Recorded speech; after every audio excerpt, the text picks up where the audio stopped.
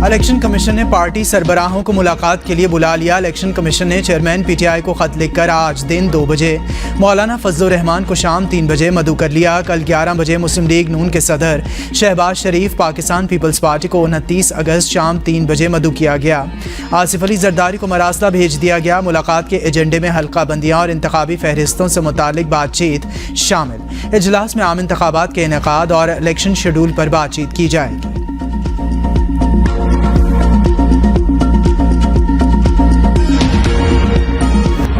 आम इंतखाबात की तारीख तय करने के लिए सदर मुमलिकत का चीफ इलेक्शन कमिश्नर को खत। चीफ इलेक्शन कमिश्नर को मुलाकात की दावत। सदर के खत के मतन के मुताबिक 9 अगस्त को वज़ीर आज़म के मशवरे पर कौमी असम्बली को तहलील किया।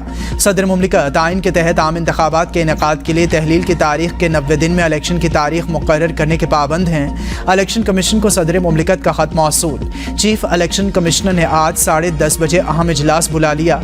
सदर मुमलिकत से मुलाकात करने या ना करने बारे हतमी फैसला किया जाएगा।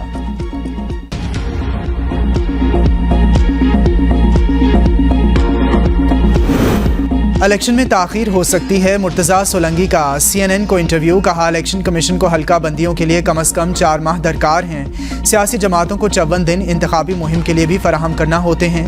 इलेक्शन कमीशन ने पहले ही अपना टाइम टेबल जारी कर दिया।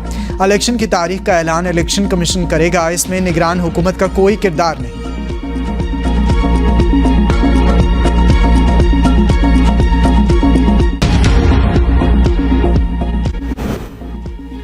ट्रायल कोर्ट के फैसले में बादिउल नज़र में खामियां हैं। अभी इस मामले में मुदाखलत नहीं कर रहे। हाई कोर्ट को फैसला करने दें।